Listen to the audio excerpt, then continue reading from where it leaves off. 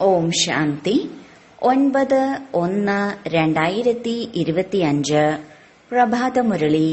മധുരമായ കുട്ടികളെ, നിങ്ങൾ വികർമ്മങ്ങളുടെ ശിക്ഷകളിൽ നിന്ന് മുക്തമാകുന്നതിനുള്ള പുരുഷാർത്ഥം ചെയ്യണം.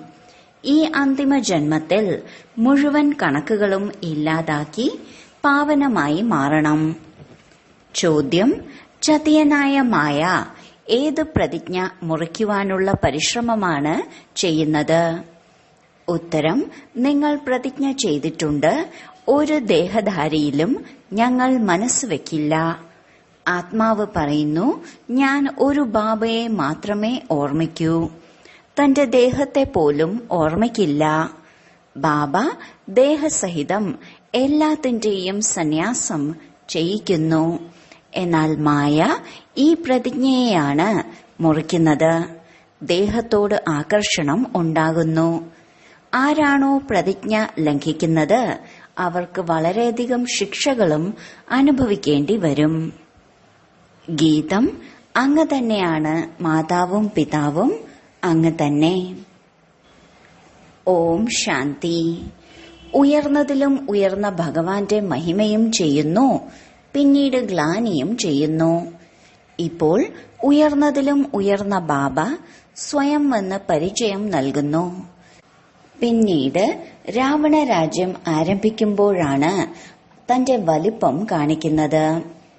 ഭക്തിമാർഗത്തിൽ ഭക്തിയുടെ രാജ്യമാണ്. അതിനാലാണ് രാവണ രാജ്യം എന്ന് പറയുന്നത്. അത് രാമരാജ്യം, ഇത് രാവണ രാജ്യം. രാമനെയും രാവണനെയും താരതമ്യം ചെയ്യുന്നു. ബാക്കി ആ രാമൻ ത്രേതായുഗത്തിലെ രാജാവാണ്. അവരെക്കുറിച്ചല്ല ഈ പറയുന്നത്.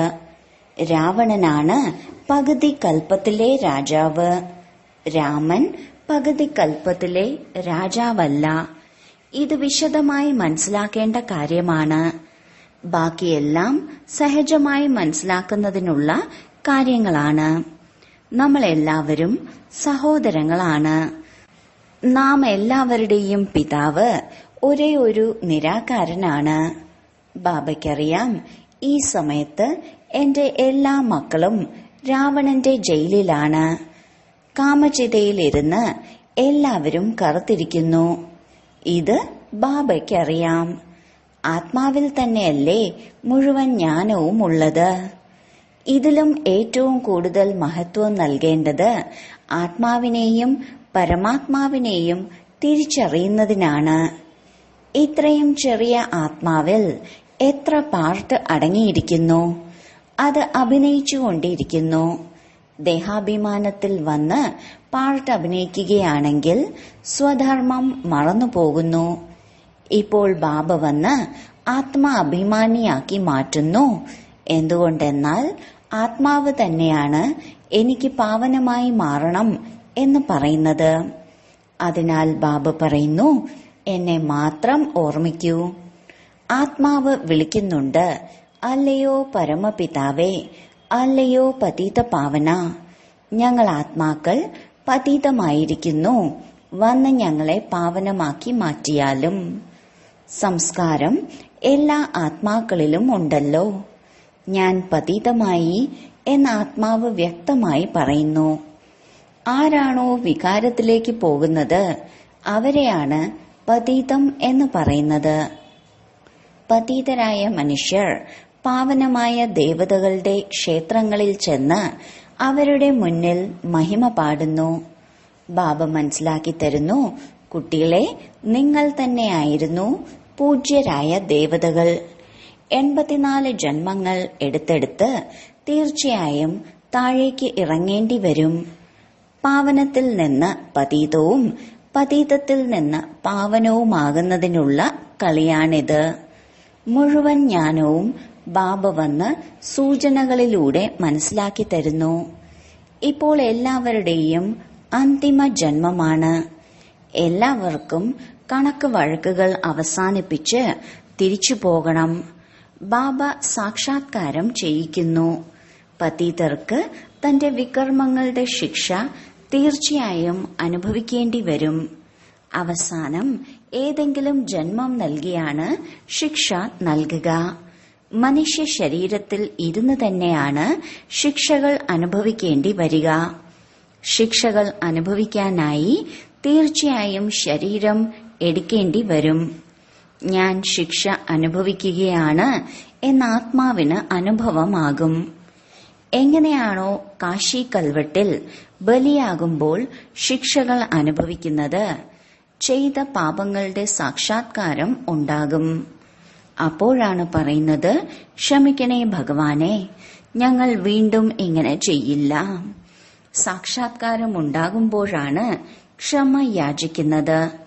അനുഭവമാകുന്നു, ദുഃഖം അനുഭവിക്കുന്നു. ഏറ്റവും കൂടുതൽ മഹത്വം ആത്മാവിനും പരമാത്മാവിനുമാണ്. ഇക്കാര്യം മറ്റാർക്കും അറിയില്ല. ആത്മാവ് തന്നെയാണ് 84 ജന്മങ്ങൾ എടുക്കുന്നത്. അപ്പോൾ ആത്മാവ് വളരെ ശക്തിശാലി ആയില്ലേ? മുഴുവൻ ഡ്രാമയിലും മഹത്വമുള്ളത് ആത്മാവിനും പരമാത്മാവിനുമാണ്. ഇത് മറ്റാർക്കും അറിയില്ല. ആത്മാവെന്താണ്, പരമാത്മാവാരാണ് എന്ന് ഒരു മനുഷ്യന് പോലും അറിയില്ല. ഡ്രാമയനുസരിച്ച് ഇതും സംഭവിക്കേണ്ടതാണ്. നിങ്ങൾ കുട്ടികൾക്കും ജ്ഞാനമുണ്ട്. ഇത് പുതിയ കാര്യമൊന്നുമല്ല. കൽപ്പം മുൻപും ഇത് സംഭവിച്ചിട്ടുണ്ട്. ജ്ഞാനം, ഭക്തി, വൈരാഗ്യം എന്ന് പറയാറുണ്ട്. എന്നാൽ അർത്ഥം മനസ്സിലാക്കുന്നില്ല. ബാബ ഒരുപാട് സന്യാസിമാർക്കൊപ്പം ജീവിച്ചിട്ടുണ്ട്. അവർ കേവലം പേര് പറയുന്നു എന്ന് മാത്രം. ഇപ്പോൾ നിങ്ങൾ കുട്ടികൾ നല്ല രീതിയിൽ മനസ്സിലാക്കുന്നുണ്ട്.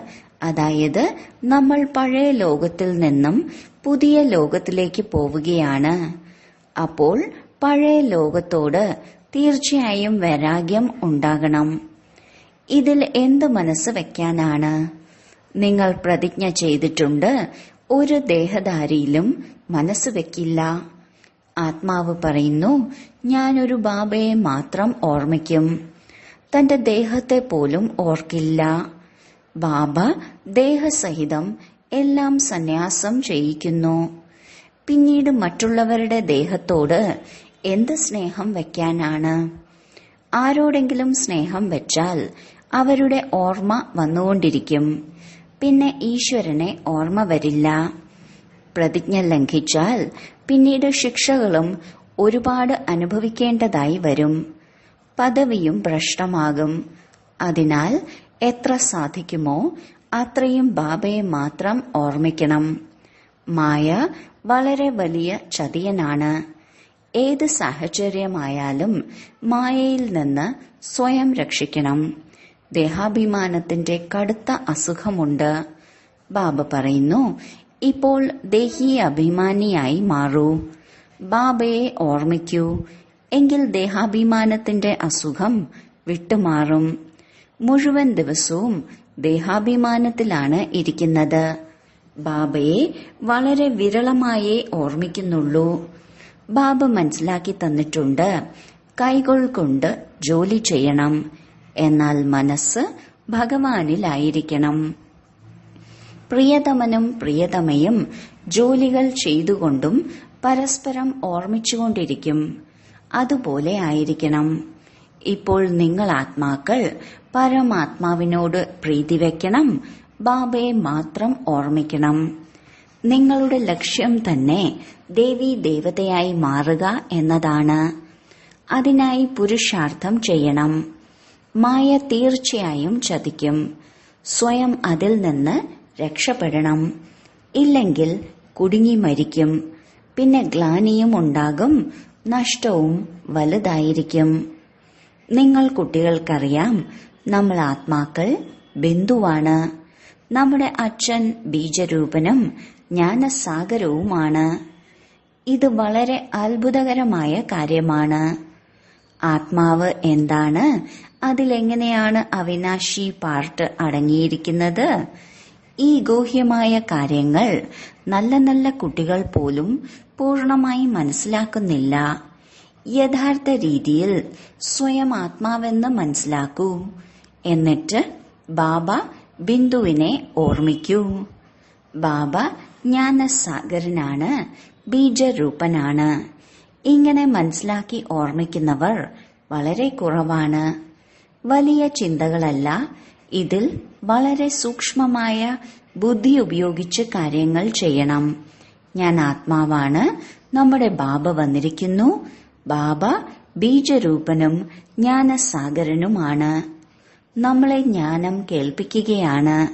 ധാരണയുണ്ടാകുന്നതും ചെറിയ ആത്മാവാകുന്ന എന്നിലാണ്. ഇങ്ങനെ വളരെയധികം പേരുണ്ട്. വലിയ രീതിയിൽ പറയുക മാത്രം ചെയ്യും, ആത്മാവും പരമാത്മാവും. എന്നാൽ യഥാർത്ഥ രീതിയിൽ ബുദ്ധിയിൽ വരുന്നില്ല. കഴിയുന്നില്ലെങ്കിൽ വലിയ രീതിയിലായാലും ഓർമ്മിക്കൂ. എന്നാൽ ആ യഥാർത്ഥ രീതിയിലുള്ള ഓർമ്മയാണ് കൂടുതൽ ഫലം നൽകുന്നത്. അവർക്കത്രയും ഉയർന്ന പദവി നേടാൻ സാധിക്കില്ല. ഇതിൽ വളരെയധികം പരിശ്രമമുണ്ട്. ഞാൻ ആത്മാവ് ചെറിയ ബിന്ദുവാണ്. ബാബയും ഇത്ര തന്നെ ചെറിയ ബിന്ദുവാണ്. ബാബയിൽ മുഴുവൻ ജ്ഞാനവുമുണ്ട്. ഇതും നിങ്ങൾ എവിടെ ഇരിക്കുമ്പോൾ ബുദ്ധിയിൽ വരുന്നുണ്ട്. എന്നാൽ നടക്കുമ്പോഴും ചുറ്റിക്കറങ്ങുമ്പോഴും ഈ ചിന്തകൾ ബുദ്ധിയിൽ വരിക അങ്ങനെ സംഭവിക്കുന്നില്ല. മറന്നുപോകുന്നു. മുഴുവൻ ദിവസവും ഈ ചിന്തകൾ ഉണ്ടാവണം.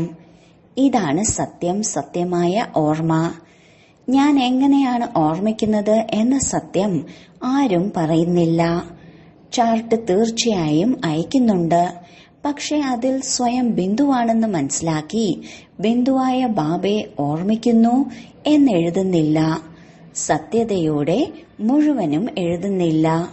വളരെ നന്നായി മുരളി എടുക്കുന്നുണ്ട്. എന്നാൽ യോഗം കുറവാണ്. ദേഹാഭിമാനം കൂടുതലാണ്. ഈ ഗുപ്തമായ കാര്യം പൂർണമായും മനസ്സിലാക്കുന്നില്ല, സ്മരിക്കുന്നില്ല. ഓർമ്മയിലൂടെ പാവനമായി മാറണം.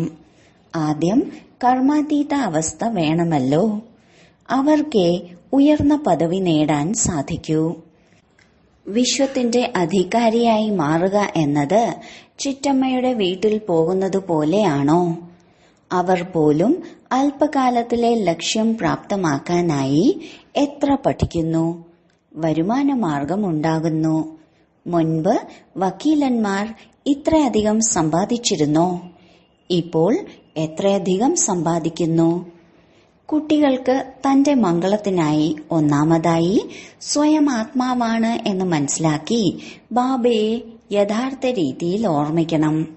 രണ്ടാമതായി ത്രിമൂർത്തി ശിവന്റെ പരിചയം മറ്റുള്ളവർക്കും നൽകണം. കേവലം ശിവൻ എന്ന് പറഞ്ഞാൽ മനസ്സിലാക്കില്ല. ത്രിമൂർത്തി എന്ന് തീർച്ചയായും പറയണം. മുഖ്യമായത് 2 ചിത്രങ്ങളാണ്, ത്രിമൂർത്തിയും വൃക്ഷവും. ഏണിപ്പടിയിൽ ഉള്ളതിനേക്കാൾ കൂടുതൽ ജ്ഞാനം വൃക്ഷത്തിലുണ്ട്. ഈ ചിത്രം എല്ലാവരുടെ പക്കലും ഉണ്ടായിരിക്കണം. ഒരു ഭാഗത്ത് ത്രിമൂർത്തിയും ഗോളവും മറുഭാഗത്ത് വൃക്ഷവും. ഇതായിരിക്കണം പാണ്ഡവ സേനയുടെ കൊടി. ഡ്രാമയുടെയും വൃക്ഷത്തിന്റെയും ജ്ഞാനം ബാബ നൽകുന്നു. ലക്ഷ്മി നാരായണന്മാരും വിഷ്ണുവും ആരാണ്? ഇത് ആരും മനസ്സിലാക്കുന്നില്ല. മഹാലക്ഷ്മിയുടെ പൂജ ചെയ്യുന്നു. ലക്ഷ്മി വരും എന്ന് കരുതുന്നു. ഇപ്പോൾ ലക്ഷ്മിക്ക് ധനം എവിടെ നിന്ന് ലഭിക്കും? 4 കൈകളുള്ളത്, 8 കൈകളുള്ളത് എന്നിങ്ങനെ എത്ര ചിത്രങ്ങളാണ് നിർമ്മിക്കുന്നത്. എന്നാൽ ഒന്നും മനസ്സിലാക്കുന്നില്ല. 8-10 കൈകളുള്ള മനുഷ്യരൊന്നും ഉണ്ടാകില്ല. ആർക്കെന്ത് തോന്നിയോ അതുപോലെ ഉണ്ടാക്കി. അത് തുടർന്ന് വന്നു. ആരോ പറഞ്ഞു ഹനുമാന്റെ പൂജ ചെയ്യൂ. അത് മതി, അതിന്റെ പുറകെ പോകും. സഞ്ജീവനി മരുന്ന് കൊണ്ടുവന്നു എന്ന് കാണിക്കുന്നു. അതിന്റെയും അർത്ഥം നിങ്ങൾ കുട്ടികൾ മനസ്സിലാക്കുന്നുണ്ട്. സഞ്ജീവനി മരുന്ന് എന്നത് മന്മനാ ഭവയാണ്. ചിന്തിക്കണം, ഏതുവരെ ബ്രാഹ്മണനായി മാറുന്നില്ലയോ, ബാബയുടെ പരിചയം ലഭിക്കുന്നില്ലയോ, അതുവരെ കാൽ കാശിന് വിലയില്ലാത്തവരാണ്. ലക്ഷ്യത്തെക്കുറിച്ച് മനുഷ്യർക്ക് എത്ര അഭിമാനമാണ്. അവർക്ക് മനസ്സിലാക്കി കൊടുക്കുന്നത് വളരെ ബുദ്ധിമുട്ടാണ്. രാജധാനി സ്ഥാപിക്കുന്നതിൽ എത്ര പരിശ്രമം വേണ്ടിവരുന്നു? അത് ബാഹുബലമാണ്, ഇത് യോഗബലമാണ്. ഈ കാര്യങ്ങൾ ശാസ്ത്രങ്ങളിലില്ല. വാസ്തവത്തിൽ നിങ്ങൾക്ക് ശാസ്ത്രങ്ങളൊന്നും പരിശോധിക്കേണ്ടതില്ല. അഥവാ നിങ്ങളോട് ചോദിക്കുകയാണ്, നിങ്ങൾ ശാസ്ത്രങ്ങളെ അംഗീകരിക്കുന്നുണ്ടോ എന്ന്. എങ്കിൽ പറയൂ, ഉണ്ട്. ഇതെല്ലാം ഭക്തിമാർഗത്തിലേതാണ്. ഇപ്പോൾ ഞങ്ങൾ ജ്ഞാനമാർഗത്തിലൂടെയാണ് നടക്കുന്നത്. ജ്ഞാനം നൽകുന്നത് ഒരേ ഒരു ജ്ഞാനസാഗരനായ ബാബയാണ്. ഇതിനെ ആത്മീയ ജ്ഞാനം എന്നാണ് പറയുന്നത്. ആത്മാവിരുന്ന് ആത്മാക്കൾക്ക് ജ്ഞാനം നൽകുകയാണ്. അവിടെ മനുഷ്യൻ മനുഷ്യർക്ക് നൽകുന്നു. മനുഷ്യനൊരിക്കലും ആത്മീയ ജ്ഞാനം നൽകാൻ സാധിക്കില്ല. ജ്ഞാനസാഗരനായ പതിതപാവനൻ, മുക്തിദായകൻ, സദ്ഗതിദാതാവ് ഒരേ ഒരു ബാബയാണ്. ബാബ മനസ്സിലാക്കി തരുന്നു, ഇന്നതെല്ലാം ചെയ്യൂ. ഇപ്പോൾ നോക്കൂ, ശിവജയന്തി എത്ര ഉത്സാഹത്തോടെ ആഘോഷിക്കുന്നു. ട്രാൻസ്ലൈറ്റിന്റെ ചിത്രം ചെറുതായാലും ശരി, എല്ലാവർക്കും ലഭിക്കണം. നിങ്ങളുടേത് തീർത്തും പുതിയ കാര്യമാണ്. ആർക്കും മനസ്സിലാക്കാൻ സാധിക്കില്ല. വളരെയധികം പത്രങ്ങളിൽ വാർത്ത നൽകണം, ശബ്ദം ഉയർത്തണം. സെന്റർ തുറക്കുന്നവരും ഇങ്ങനെ ആയിരിക്കണം. ഇപ്പോൾ നിങ്ങൾ കുട്ടികൾക്ക് അത്രയ്ക്ക് ലഹരി ഉയർന്നിട്ടില്ല. നമ്പർ വൈസ് പുരുഷാർത്ഥമനുസരിച്ച് മനസ്സിലാക്കി കൊടുക്കുന്നു. ഇത്രയധികം ബ്രഹ്മകുമാരന്മാരും കുമാരിമാരുമുണ്ട്. ശരി, ബ്രഹ്മാവിന്റെ പേര് മാറ്റി ആരുടെ പേര് വേണമെങ്കിലും വെച്ചോളൂ. രാധാകൃഷ്ണന്റെ പേര് വെച്ചോളൂ. അപ്പോൾ ബ്രഹ്മകുമാരന്മാരും കുമാരിമാരും എവിടെ നിന്നാണ് വന്നത്? ബ്രഹ്മാവ് വേണമല്ലോ. എങ്കിലല്ലേ മുഖവംശാവലിയായി BK ഉണ്ടാകൂ. കുട്ടികൾ മുന്നോട്ടു പോകവേ കൂടുതൽ മനസ്സിലാക്കും. ചിത്രം വളരെ വ്യക്തമാണ്. ലക്ഷ്മി നാരായണന്മാരുടെ ചിത്രം വളരെ നല്ലതാണ്. ശരി, വളരെ കാലത്തെ വേർപാടിന് ശേഷം തിരിച്ചു കിട്ടിയ മധുരമധുരമായ, സർവീസബിൾ, ആജ്ഞാകാരി, വിശ്വസ്തരായ കുട്ടികൾക്ക് നമ്പർ വാർ പുരുഷാർത്ഥമനുസരിച്ച് മാതാവും പിതാവുമായ ബാബ്ദാദയുടെ സ്നേഹസ്മരണയും സുപ്രഭാതവും. ആത്മീയ അച്ഛന്റെ ആത്മീയ കുട്ടികൾക്ക് നമസ്കാരം. ധാരണയ്ക്കുള്ള മുഖ്യസാരം: 1. കർമാതീതമായി മാറുന്നതിനായി ബാബയെ സൂക്ഷ്മ ബുദ്ധി കൊണ്ട് മനസ്സിലാക്കി യഥാർത്ഥ രീതിയിൽ ഓർമ്മിക്കണം. പഠിപ്പിനോടൊപ്പമൊപ്പം യോഗത്തിലും പരിപൂർണ ശ്രദ്ധ നൽകണം. 2. മായയുടെ ചതിയിൽ നിന്ന് സ്വയം രക്ഷപ്പെടണം. ആരുടെയും ദേഹത്തോട് മോഹം വയ്ക്കരുത്. സത്യമായ പ്രീതി ഒരേ ഒരു ബാബയോട് വെക്കണം. ദേഹാഭിമാനത്തിലേക്ക് വരരുത്. വരദാനം: ബ്രഹ്മമുഹൂർത്ത സമയത്ത് വരദാനങ്ങൾ എടുക്കുകയും ദാനം നൽകുകയും ചെയ്യുന്ന ബാബയ്ക്ക് സമാനമായ വരദാനി മഹാദാനിയായി ഭവിക്കട്ടെ. ബ്രഹ്മമുഹൂർത്ത സമയത്ത് പ്രത്യേകിച്ചും ബ്രഹ്മലോക നിവാസിയും ജ്ഞാനസൂര്യനുമായ ബാബ ലൈറ്റിന്റെയും മൈറ്റിന്റെയും, അതായത് ഗുണങ്ങളുടെയും ശക്തികളുടെയും കിരണങ്ങൾ കുട്ടികൾക്ക് വരദാനമായി നൽകുന്നു. ഒപ്പമൊപ്പം ബ്രഹ്മബാബയും ഭാഗ്യവിധാതാവിന്റെ രൂപത്തിൽ ഭാഗ്യമാകുന്ന അമൃത് വിതരണം ചെയ്യുന്നു. ബുദ്ധിയാകുന്ന കലശം അമൃത് സ്വീകരിക്കാൻ യോഗ്യമായിരിക്കുക മാത്രമേ വേണ്ടൂ. ഒരു വിധത്തിലുമുള്ള വിഘ്നങ്ങളോ തടസ്സങ്ങളോ ഉണ്ടാകാതിരിക്കാനും മുഴുവൻ ദിവസത്തേക്കുമുള്ള ശ്രേഷ്ഠ സ്ഥിതിയുടെയും ശ്രേഷ്ഠ കർമ്മത്തിന്റെയും ശ്രേഷ്ഠമായ ശുഭമുഹൂർത്തമാണിത്. എന്തെന്നാൽ അമൃതവേള സമയത്തെ അന്തരീക്ഷം തന്നെ മനോവൃത്തിയെ പരിവർത്തനപ്പെടുത്തുന്നതാണ്. അതിനാൽ ആ സമയം വരദാനങ്ങൾ എടുത്ത് ദാനം ചെയ്യണം. അല്ലെങ്കിൽ ദാനിയും മഹാദാനിയുമായി മാറണം.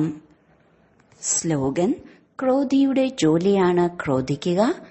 താങ്കളുടെ ജോലിയാണ് സ്നേഹം നൽകുക. തന്റെ ശക്തിശാലി മനസ്സിലൂടെ സകാശ് നൽകുന്ന സേവനം ചെയ്യൂ. സ്വമംഗളത്തിനുള്ള പ്ലാനുകളിലൂടെ വിശ്വസേവനത്തിനായുള്ള സകാശ് താനെ ലഭിക്കുന്ന വിധത്തിലുള്ള പ്ലാനുകൾ തയ്യാറാക്കൂ. ഞങ്ങൾ ബാബയ്ക്ക് സമാനം ആയി തീരുക തന്നെ ചെയ്യും എന്ന ഉറച്ച പ്രതിജ്ഞ തന്റെ മനസ്സിൽ ഉന്മേഷത്തോടെയും ഉത്സാഹത്തോടെയും എടുക്കണം. ബ്രഹ്മബാബയ്ക്കും ഓരോ കുട്ടികളോടും അതിയായ സ്നേഹമുണ്ട്.